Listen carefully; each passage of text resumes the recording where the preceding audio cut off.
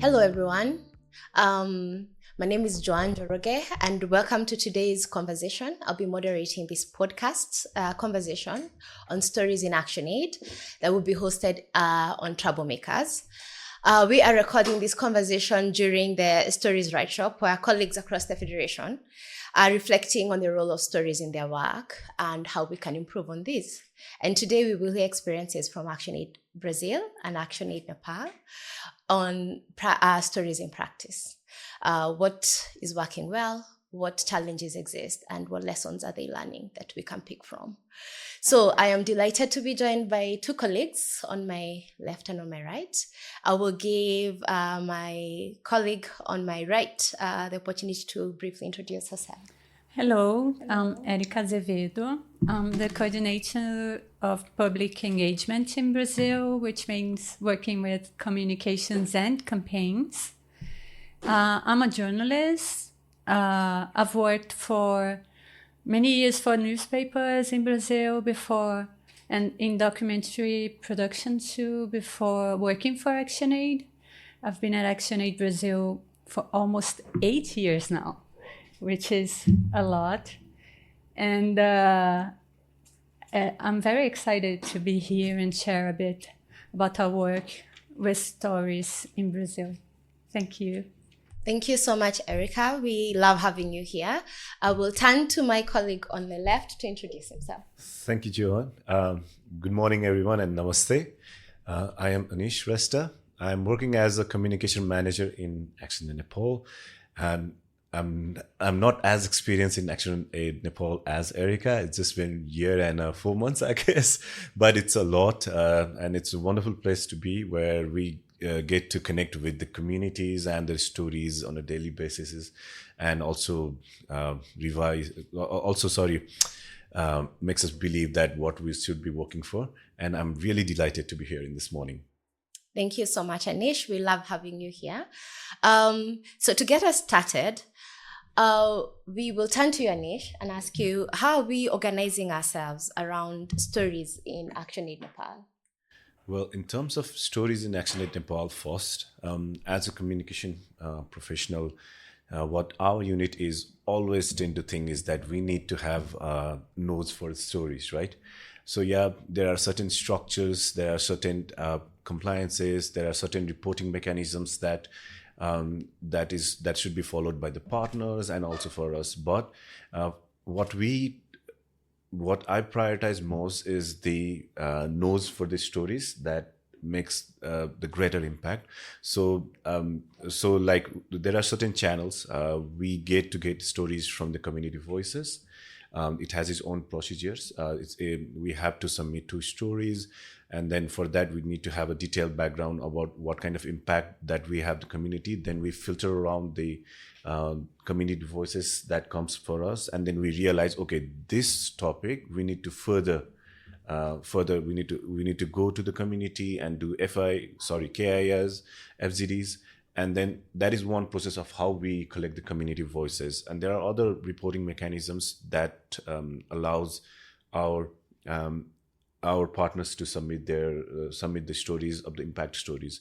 But above all that, in a theme basis, we also prioritize some of the stories that feels relevant for us, that we needs more research. And we go to the community and we realize that these are the stories that needs to be highlighted or needs to be further. And in that process, we search for the voices of the rights holders themselves. So yeah, it's some of the structures, but throughout the year, we keep an eye on on the stories that could make a big impact. All right, thank you so much for that. What I hear from you, Anish, is that you have a very structured way of collecting your stories. I'll go over to you, Erika. You've been with ActionAid much longer. How are you telling your stories from ActionAid Brazil? I think the structure is quite similar to what Anish has said. But for example, in Brazil, it's a continental country. It's huge. And our office is based in Rio, and we have 15 LRPs around the country. And so to get to the stories and to get to know the work, we rely a lot on our partners. And so building relationship with our partners is a big part, I think, of our works. Our work as communicators to get to the stories, to the right stories that could really show the impact of our work. So one thing that I think it might be interesting to share is that we have established like a working group with our partners communications. They usually have at least one person in comms, and then we have like continuous talks with them. We have regular meetings where we gather every communicator that can be present online, because it's very difficult to get everybody together, but we get to share what's going on in the territories, in the communities, and really establish an ongoing relationship so we can have a feeling of what's going on in each community, so it's easier for us to identify stories. And also, as Anish said, community voices is, I think, the main source for stories for us. And one thing that we have identified is that the process of community voices is led by child sponsorship. This child sponsorship team in our team and our ActionAid team, but also in the partners team. And most of the child sponsorship teams do not have an expertise in comms. So we usually, the outcomes of community voices were usually the photos were not that good, or the stories were not so developed because they didn't have like that comms feeling. And we try to address that by having trainings for the community voices team, but it didn't really work that much because people left. And then we are now trying to organize ourselves better. Like we established a committee of child sponsorship teams, comms teams, and fundraising together to map out how to better tell the stories of community voices. So I can talk more about it later, but we've seen a difference in putting everybody together and talk about stories to have better stories told, actually. So you mentioned LRPs. Do you want to tell our audience who might not know what LRP means? They are how we call our local rights programs. It's the work, actually, the projects that we develop in the territories that we work on. And in Brazil, we call them, I'm calling LRPs because it's a common way of referring to them, but we call them partners. And that's what they are for us. And it's, the projects that we develop with the communities we call the LRPs, and they are related to the child sponsorship fundings mostly. Thank you for elaborating on that. But maybe getting a bit deeper on this, could you also explain, you said you spoke on community voices and the collaborative approach. Could you tell us more about what are community voices? Community voices is deliverable. And I'm looking at Magdis as I explain. If I'm wrong, please. It's like a report that we bring information on the results of the outcomes of our work with the communities. And one part of this report is a story told in first person, like an interview with a storyteller from the community that will tell us her story. It's mostly women that we interview for that because of the nature of our work. And by their stories, we get to understand what's the change that we have achieved in the communities. And that's why we call it Community Voices, because we know the changes by the voices of the storytellers. So it's a structured form with some information on the projects and the kind of work that we did in the past 2 years. And every LRP, every partner has to deliver 4 stories every 2 years. One directly involving children, and the others not necessarily, but around the work of child sponsorship. All right. Thank you for providing those additional details for us to be able to place this in the right context. So what I'm hearing from both of you is that stories are very central, different approaches, similar approaches, very structured, but also centering what Erika has called community voices. That's very central to get community voices there and to work collaboratively. I'll go back to you, Anish, and ask, what challenges and opportunities are you identifying in this process of storytelling? I think personally, I look forward to most of the opportunities. Opportunities that there are stories everywhere around where we work. I mean, there are stories, there are the voices that left behind. There are voices who are struggling. Many of their rights are denied, and many are still, progressing on their own ability and with the minimum support that they have been given, and make living out of it, and make their children go to schools and everything out of it.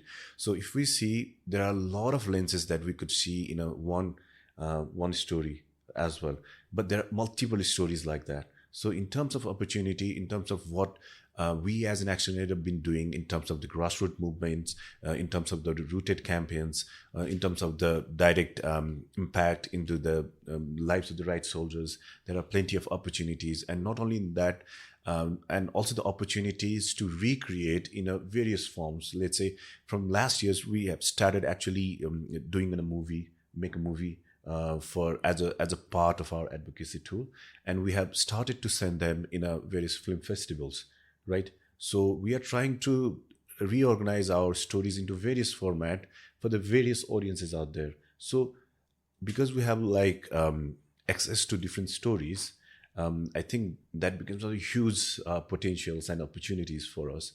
Whether the challenges is I think in terms of the communication unit and in terms of the human resources related with the partners, they are mostly engaged and they are highly engaged and work at their full capacities. So sometimes there are a lot of stories that they come under are not being reported well, are not being written well, right? I think somewhere the challenge is to give a little bit of space with a little bit of more capacity development, and also free mind to rewrite some of the stories that they do not often come across, right?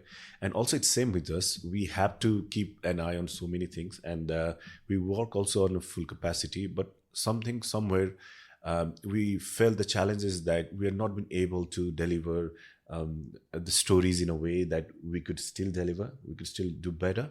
There are many voices that we think in the process got behind, and we hope. And since if we talk about the ActionAid's HRBA approaches and various approaches, we put human lives and human stories at the center of everything, at the center of our campaigning, at the center of our empowerment, at the center of everything that we as an ActionAid Nepal does. And there are a lot of stories, but somehow, even though we tried our level best, I think the challenge is that we've not been able to collect as much as you could. Thank you for sharing that. You're talking about the human right-based approach. Yeah. Do you want to elaborate more on the consideration and what you're doing to ensure that? So there are a lot of components related with the HRB, human right based approach. But one thing I like, I would like to put into that circle is the human rights is the basis and the fundamental approaches of how we work and how we process and visit the communities and work in the communities, making an individual rights at the foundation of everything. So that will also tell us in that perspective of how we can ensure the rights of the people and where is lacking in terms of the rights holder to claim their rights, right? So that has been our approaches. Some of them, like we have been working on the movement about the former bonded laborers, right? That means that they have denied for the right of freedom of so many things, right? Some of them cannot ensure the right of quality educations in those certain aspects. We are working on that. So yeah, I think for us, when as a fundamental basis, we put individual rights at the center and extend to it. And there are a lot of other components, but then that would go far better. No, that is very interesting. And I love the idea of the creative ways that you're collecting stories through movies for the Films Festival, targeting audiences with what is easiest for them to consume. So going to you, Erika, is it the same challenges and opportunity you're facing in ActionAid Brazil, or is it different? I think a bit of the same, but I think we have some structural challenges on stories that we are trying to address now, because the child sponsorship cycle with community voices is, for example, we have 15 LRPs, so we have around almost 30 stories every year in that production cycle, which is a lot. And sometimes and it's a long process to get to stories. Stories are not just there. It's a long way until we get to find the stories and then have we are developing now a structured process in which we can be more intentional on the on the community voices stories, that we can put more effort on them being more anti-racist, feminist, decolonial, on the approach to stories, because it was mostly more like a report than actually putting the intention on the stories being impactful. We had the stories, but they were not impactful. So we are trying to organize ourselves on how to put the energy on this so that stories can be really the stories that we get, that many stories that we get each year. So they can be more impactful and more meaningful and more true to the changes that we are having on the territories. So that takes a lot of work, and that involves a lot of people during a long period of time. And sometimes we feel also that we have so many and we don't have time to be creative, because we take so much time just to get there. And we are always behind. We finish one delivery and then we have to start the other one, and then it's an endless cycle of delivering, and we don't really have the time to go deeper and repurpose and think of creative ways of working with them. So it's something we have, and I'm so happy that we are here discussing this. As I said, I've been at ActionAid for 7 years, and I believe it's the first time that we are really together talking about stories and then collectively thinking of how can we do it better, right? Yes. So thank you. Thank you for sharing that. Erika, you've talked about impactful stories that don't read, that stories can easily start reading like reports without that intentionality. What is it that you do to ensure that they're still impactful? And what do you consider an impactful story? What elements are in it? What needs to be there for it to be impactful, for you to feel that it's been an impactful story and it doesn't turn into this report that you alluded to? I believe an impactful story has to build connection. It has to really, through the story, we get to understand the realities that we are talking about, the changes that people have been gone through. And that takes good listening, and also that intentional thing that we have to, it takes some time for you to understand and really get to talk to the people, let them talk, listen through the silences. I love that when Happy was talking about the interview techniques. It's a lot about that. And it takes time also, right? To get to know the person and for them to feel comfortable also to share. And when you're just reporting, you go there, make those standard questions. You don't really go deep into the meaning of what we're doing. And yeah, that's part of it. And it's also an ongoing process. That's what I said about this building a relationship with our partners is part of it also. That it's not a one-time thing that we go there, collect, and then go back to our offices. It's getting to know every project so we can understand what's going on there. And we keep talking about, hey, what's been going on this year for you? What's the main thing? What are the main projects? What's the goal for this year? What changes you're trying to make there? And then we get to understand what's really going on, so we can be more understanding better. We can identify which are those stories that can build that connection, right?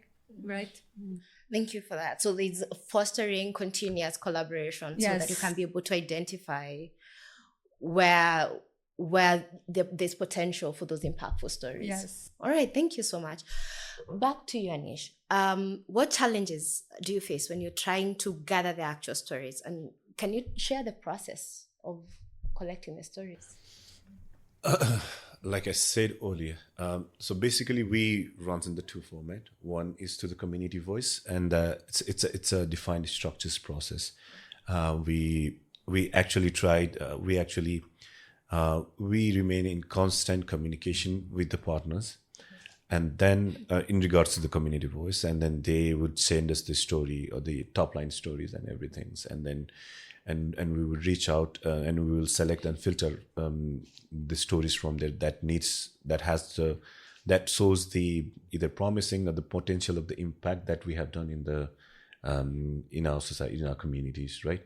And then we laid out a detailed plan by the Charlie sponsorship team, and then we realized that what other actors needs to be there, as in KII or FZDs needs to be there, and then we plan thoroughly with collaborations with our partner, and then we collect the stories. We make sure there are a lot of inputs coming from the community itself, rather than we are trying to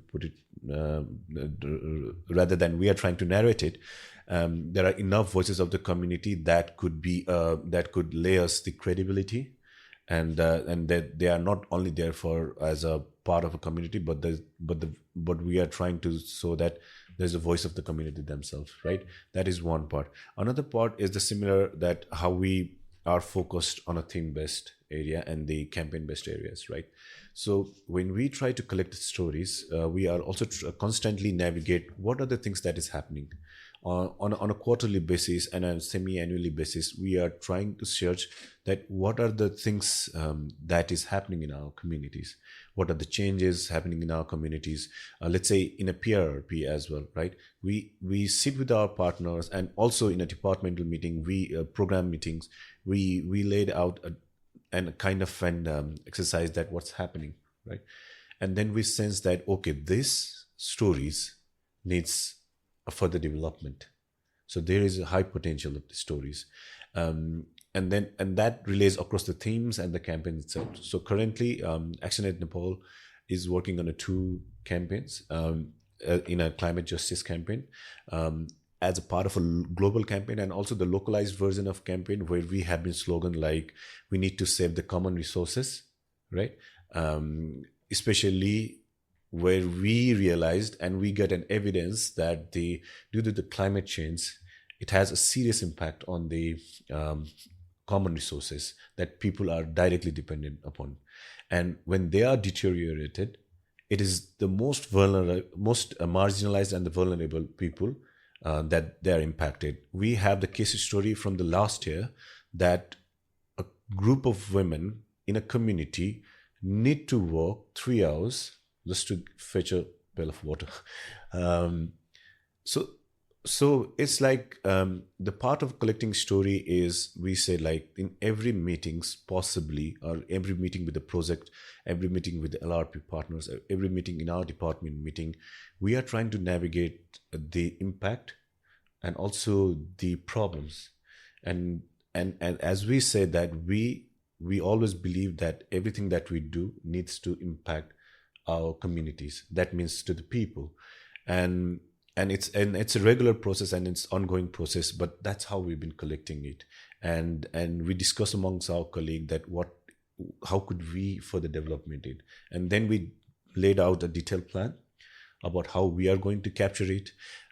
So last year when we were doing our project in informal laborers, we actually try first to gather the stories of the struggles. And we didn't want to put voices ourselves, and we make it a video series, and which are narrated all by the informal laborers, right? And then we committed ourselves to work throughout the 6 months, and then after 6 months we realized, okay, what happened to the people that we've been working with who have already shared their stories? Are there any changes? And then we went back to the same community, and then out of 10, 8 were available there. And then we again collect the story of the successes, right? Is there any changes that been able to? And it's not we try to impose our voices, but also we make sure that they are the voices, they are narrating themselves. And there are some of the significant differences that the project has been able to make, right? But it's not, we do not count it as a project achievement, but we count it as an impact that we have been able to make in the lives of the people.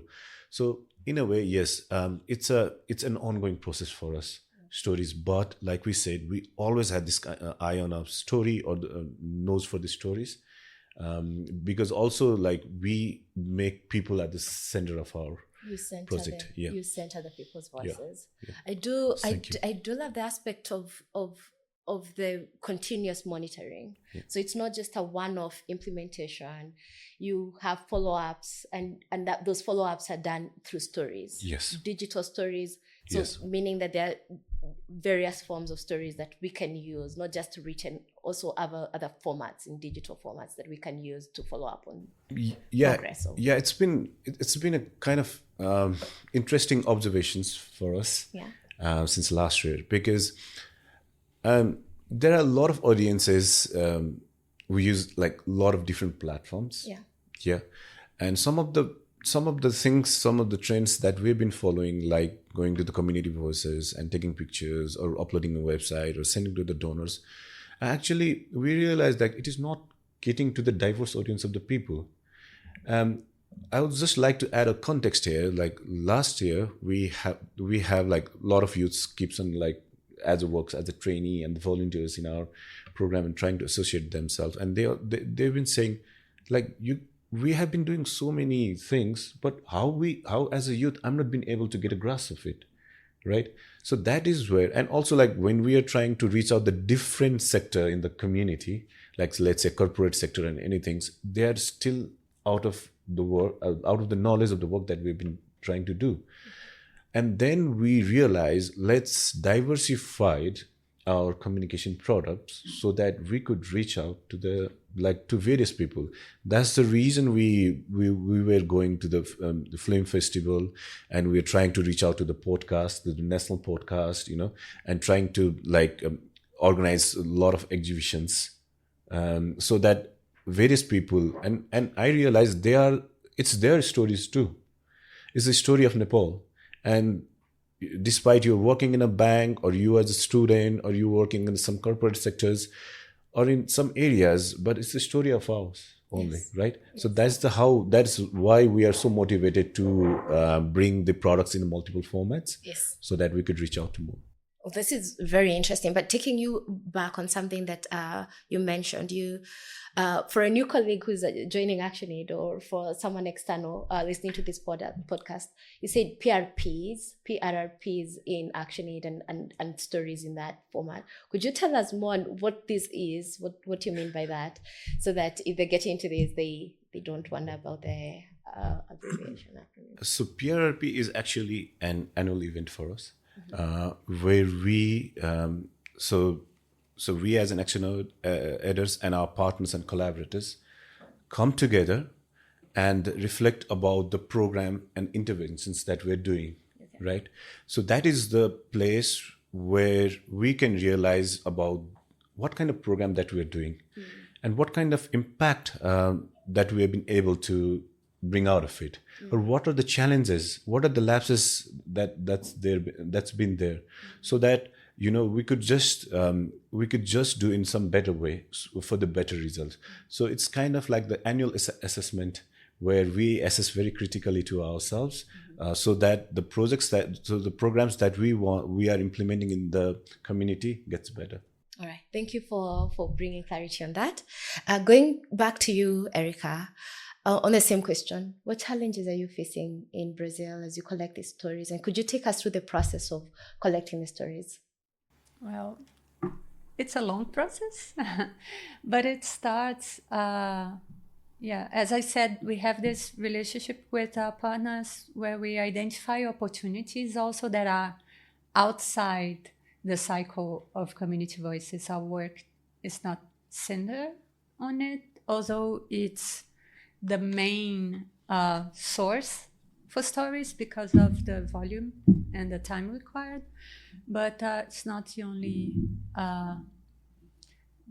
They are not the only stories that we tell, and but I think the biggest challenge for now for us on this process is really organizing ourselves to.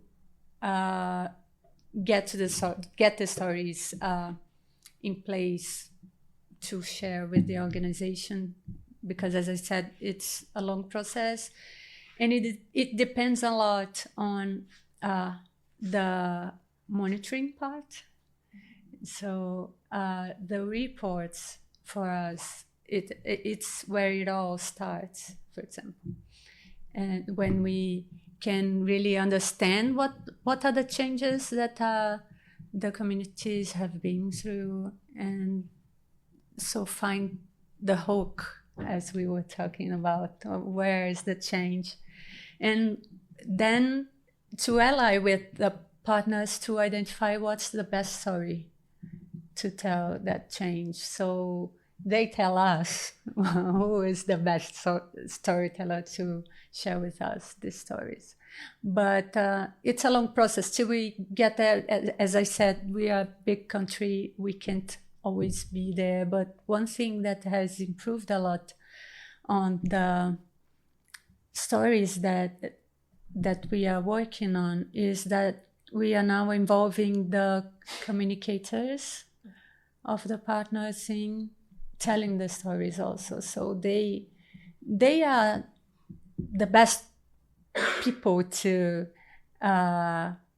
go to the communities and then talk to the people. They have their trust.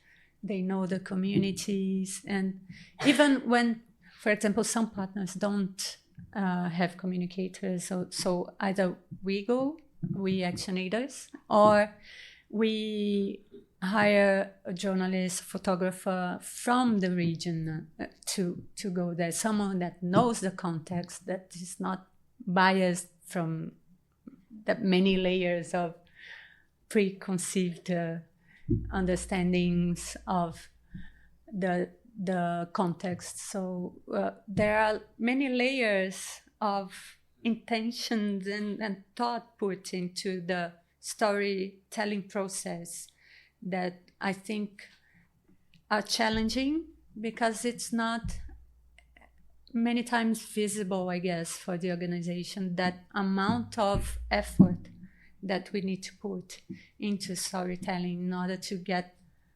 real stories, real impact from real people telling what they want to tell. It involves a lot of energy. And I think another challenge that we might have not spoken so much about is, and I pose it to my colleagues also, is what do we make of those stories? Because they are there. We work a lot to share it with the organization, but sometimes they are not so used. So, and it generates also expectations on the people that share their stories, right? Yes, it does. Where is it going? Who will be seeing my story?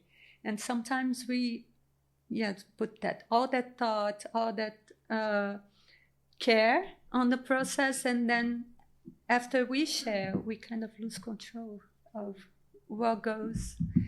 And how do we bring it back? How do we give back to the communities the result of their stories? So I think that's something we have to put more thought on. Thank you as well. Thank you so much for sharing your experiences and your reflections. On the final question, do you have any message that you would like to share with colleagues about working with stories? And we will start with you, Anish. Thank you, Joan. Especially in regards to the messages with colleagues across all the federations, is that yes, we're talking about a lot of stories and then productivity and utility wise as well. But I would say this is that we need a lot of stories now more than ever. I think stories is only the platform where all the human beings are acquainted with and are well connected with, especially in concern with the movements that is going on in and around the world. There are a lot of people in power who are not prioritizing the thing that should be prioritized, that could help the community be better, and that could heal the community, and that could be resourceful for the community, but that does not seems to be in priority, and it's been step side. So that's why we need more and more stories more than ever. For us, it's also in a national level and also in a global level as well. In the national level also, there are a lot of perspectives that the people are only being able to connect with the resources coming in, but in order the often questions about the implementation or where the fund goes. So for us in the national levels, the organizations like us across all throughout the district in our essence, and also throughout globally, I think stories are much more needed to change the perceptions, to change the narratives, and to bring in them so that they would realize the work that we're involved in, and also they would feel empowered either to understand or to have some kind of actions and the responses. Apart from it, as far as the experience with the ActionAid and the story goes, I think it has been phenomenal.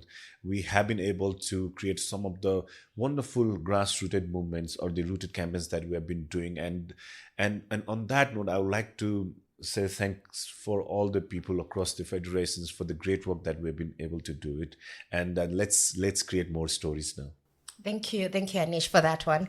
Erika, any last message you want to share with colleagues on working on stories? Yeah, the first one is that I'm very thankful for being here and able to share our experiences in Brazil. I'm here the voice for not just me, but for our team there.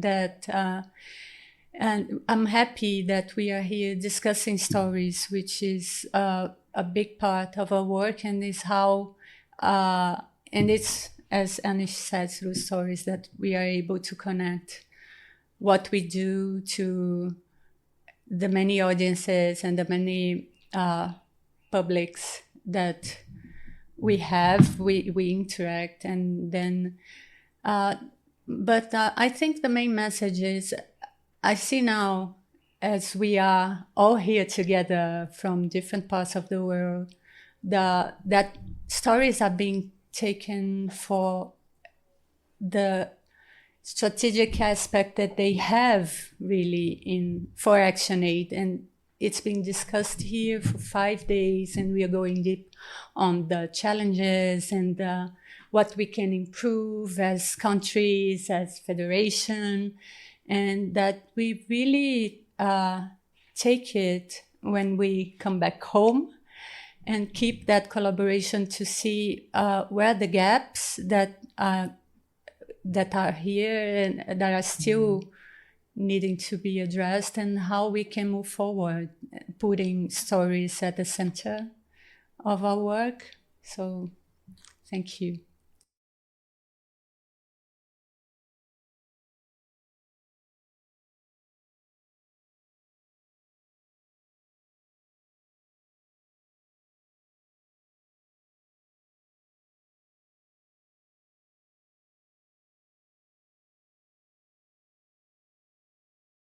Thanks very much. I'm David Archer, Head of Programs in the Global Secretariat of ActionAid. One of the fascinating things about this workshop, I think, has been realizing that we have an incredible engine of storytelling which is happening all the time across the Federation, the generation of these community voice stories from our local rights programs, where we're getting 2 stories from every local rights program every year, or 4 stories every 2 years. And it's an incredible potential resource. But it is a challenge because of the volume, but even more so a challenge because the template and the format that is used at the moment is one that sort of is premised on a sort of ActionAid as a savior, that is premised on, let's talk about the problem, let's talk about what ActionAid did, and then what's the impact. And we really need to fundamentally change that if we're going to reframe how we talk about stories to center people's agency and the agency of people's movements, with ActionAid as a sort of almost as a footnote or as a contributor, but not at the center of the stories.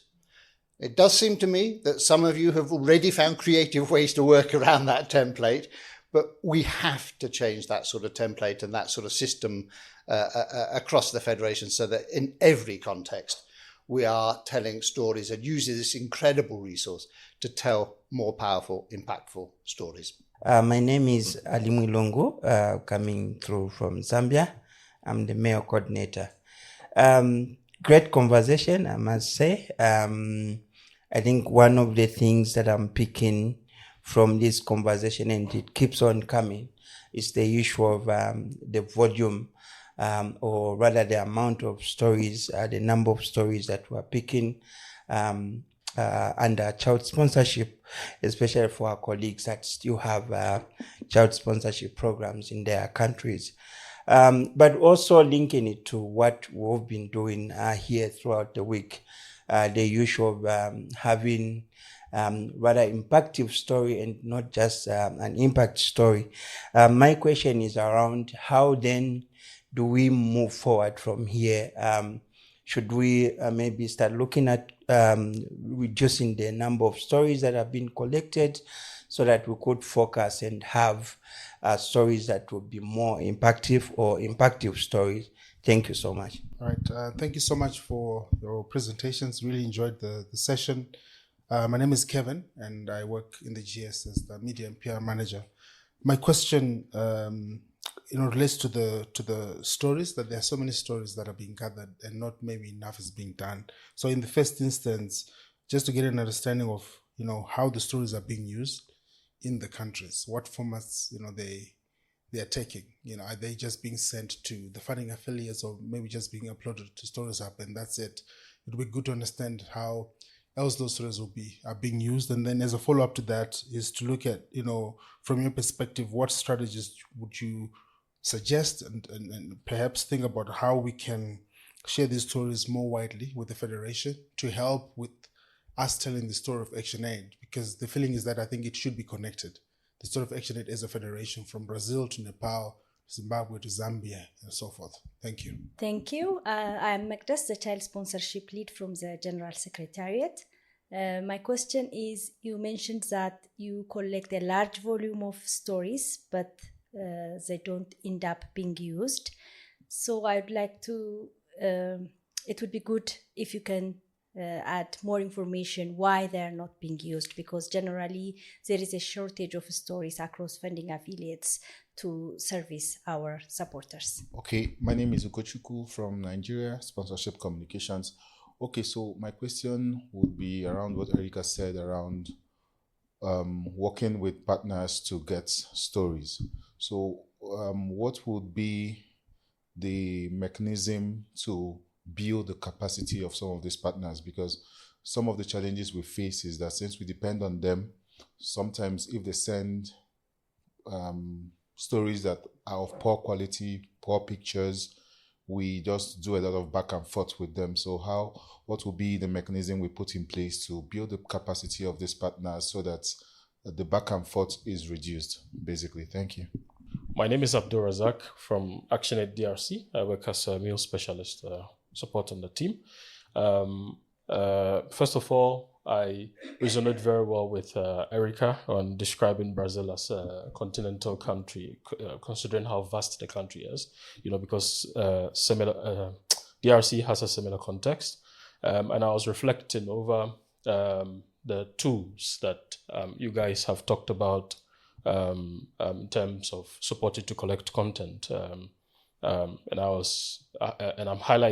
want to highlight the fact that for ActionAid DRC, we do not have child sponsorship, and we're largely based on institutional funding, and grants and stuff like that. And the fact that for us, in terms of content collection, we also leverage other means, monitoring visits, community engagement, when we're conducting PDMs or focus group discussions, things like that. Usually it forms a major part of how we are able to collect our stories. I'm reflecting over the fact that in the context of DRC, where we're talking about people who, literally lose everything and find themselves in IDP camps, in crisis situations, right? And we're talking impact and trying to link that to, the agency's view of what impact would be, and reflecting that vis-a-vis, what somebody in such a situation sees as impact. How can we be able to ensure that our view of impact is not totally what reflects in our write-ups or in our stories, but then also impact in the terms of what somebody in an IDP camp, somewhere sees as real impact in his or her life, considering that context. Broadly, that's what I've been reflecting over. Thank you. Hello, I'm Kate. I'm in the GS Mel and PQ team. Thank you so much. There were two observations I had. The first is around the platform that you're talking about, working groups that you have in Brazil and Nepal. And I just wanted to say I'm really excited to be part of, hopefully, going forward, a group that includes GS colleagues cross-functionally as well, so that we can be more strategic and less burdensome about our story needs, I guess, across the Federation and what that looks like. And then the second thing was on the subject of you talking about how there are many stories that are unheard. And I wanted to just draw attention to the fact that across the organisation, there are others too beyond child sponsorship. And they sit, a lot of them sit with our global platforms as well. So it'd be great to think about how we elevate those too. Thank you everyone for sharing your questions and your contributions to this conversation. I'll bring it back to our speakers, and we will go. We'll start with Anish to reflect back on these contributions. Oh, well, thank you so much again, Joan. And then thank you all who share their like constant feedbacks and the questions and the reflections. And it has been so much empowering to talk and discuss about it. So regarding what David said, that we are also like very much these days concerned about how we are projecting our stories towards. Definitely, I think we need to have the discussions with the global colleagues and the internal colleagues regarding the community voices, how we could better frame it in a way that we could also endorse the colonial, anti-racist, feminist point of view. So that, and also the gender transformative ideas as well. So let's, I would request all of us to work on that, so that when we present, we make sure that we do not possess any sort of attitude of kind of savior, and but as a collaborator, as a part of society itself. And if that is being readjusted in our template, then it would make sure that it could go across all the federations as well. But although it is yet to be done in case of ActionAid Nepal, that we are making sure that when we publish those kind of stories, when we narrate the voices from the community perspective, we try to avoid the attitude of being savior, and we want to possess, like, we want to highlight the voices of the communities, so that the people could feel that it's their voices that they are listening or reading, rather than our narrations. So that's that. And in regards to the repurposing, and also the Kevin's questions regarding what are the collected stories are used for. So I guess it comes around repurposing itself. So what I realized when I came back to, like, when I came to ActionAid Nepal, was that a lot of stories were going unused, right? And for any communication professionals, we see the opportunities it as like a gold mine, and that could be redistributed in some of the stories are so important in the campaignings. And then also, like, so that's why campaignings and other like advocacy forums and so on and so forth. So what we have started to repackaging. It's like some sort of like mini videos, or like the very dynamic graphics, stats, and also use all the photographs as possibles, and all the stories that we have collected. We're trying to adjust that in ARLD report, and also like the merchandisings and the diary, that we make sure that these photos are there, the stories are there. So that is one way we have been doing it, and we have been posting it in social media, website, and in the print, like the booklets, brochures, in any form possible. So what we are trying to do is we're trying to make maximum use out of it, and do not waste the effort that have been put onto it. So that is one thing. Another is like, and the culture of sharing the stories across the federations. What we have been doing, but not consistent, is that we're posting the stories in the Engage. So formerly it was Viber, but then Engage. And then a lot of feedback are coming across the federations, and a lot of comments and everything, and so on and so forth. But what I suggest is that let's build the culture more, so that we could come across a lot of ideas around like federations, what kind of stories that we're putting in, what kind of narrations that we're building it. Are we been able to project our ideas regarding the decolonial feminist lenses or not? So one thing is Engage, and also other thing is that if there are any other platforms that we are also seeking, like the global newsletter or something. I see in our map that the stories are there across from all the federations in our website. But I think if there are potentials to do more, then we are happy to collaborate it. And I think and if I relate others, it's more directed towards Erika. So before I share my mic, I think I would like to thank the Troublemaker and Joan yourself and all the people out here, and also like extending my gratitude from our colleagues from our home bases. Thanks to you, everyone. Thank you so much, Anish. Over to you, Erika.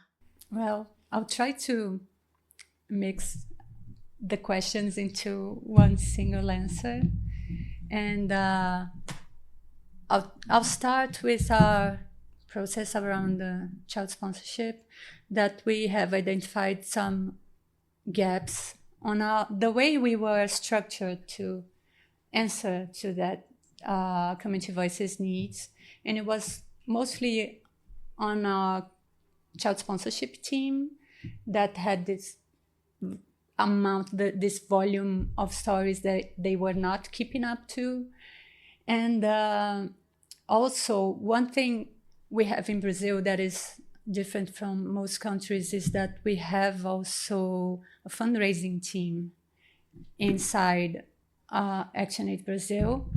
And one thing we have identified, for example, is that sometimes at some years we had lots of stories from child sponsorship, they were there, and fundraising team kept coming to us at COM saying, can you get some stories because we don't have them? And I said, okay, but there are 20 stories each year. What do you mean that you don't have stories? Oh, the pictures are not good, or they are not aligned with our purposes. And that felt...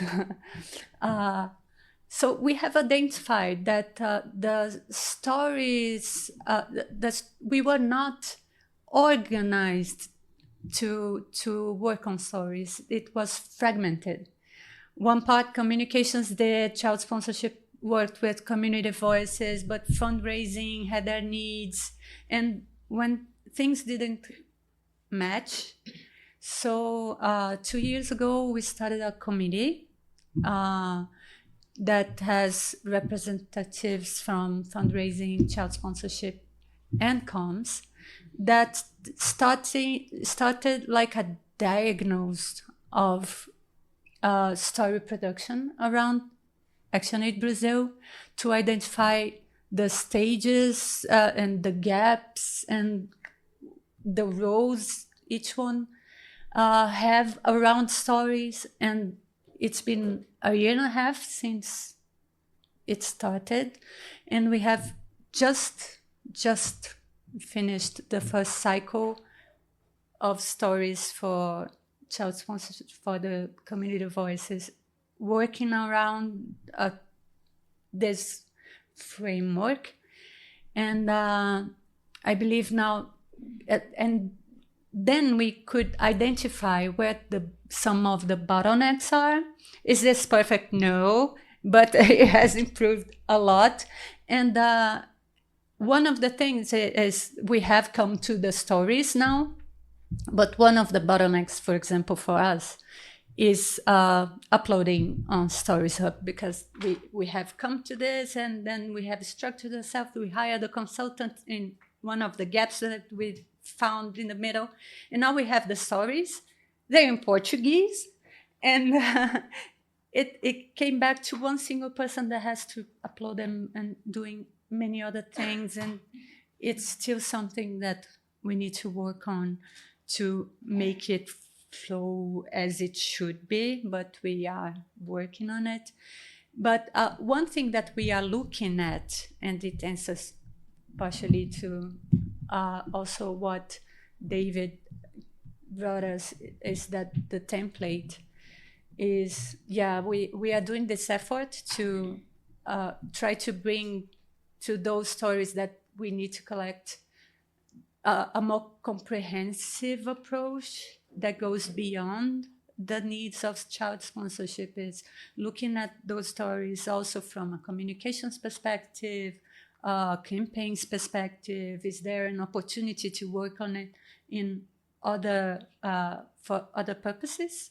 We are looking at this, and we try to tweak the form, the template as much as we can. But I agree that once it's shared, how do you know the story is more deep, is deeper, or more? We have this gap there also, and how do we find those stories once they are shared, so they can be properly used? And I think we really need to take a look on that. But I find, and that's trying to answer also what Kate asked, is how do we work in a way that this work gets more visible around not only countries, but through GS, so that Kevin might know what we are working on. And I think that part of this lies on we having more planning moments around stories, that when we start our year, we sit together and talk about our objectives during the year. And it's not just about stories. It requires planning for the whole thing, right? And so we can align expectations so that when we make our timeline for the community voices, we consider that Kevin is a COP, or the report that we have this year is about HSPC impact. So is there any, and when we map out and do the schedule of working with our partners, we might know, that partner works with that community that might have someone, and then we connect those dots in a way that the stories can be more used in a broader way and in a more impactful way also. So that's a way of looking at this, what I believe. And we try to use it the most. I won't add more to it. I think Anish brought it up on how we at Comms try to make the most of the stories we collect also. So, yeah. Thank you. All right. So thank you so much, Anish and Erika, for sharing your experiences and some of the lessons that we can pick on how we can better the process of our approach to stories. We've had approaches of the human right-based approach, the feminist, anti-racist, and decolonial approach, but we also had that it's a structured process that requires a lot of collaboration at all levels, but also adequate preparation, and also communicating across themes to help the storytellers and the story collectors to be able to know what they need to collect on and who they need to partner with in this process. So thank you also to our audience for your contributions and engagement in this conversation. We are very hopeful that these reflections shared today have been helpful to you in your approach to stories and in moving forward. As we close, if anyone listening to this conversation has any feedback or comments that they would want to share with us, please leave a comment at Troublemakers, the podcast, all of that one word, at gmail.com. And thank you to everyone, and also to Troublemakers for hosting this podcast for us. And bye-bye.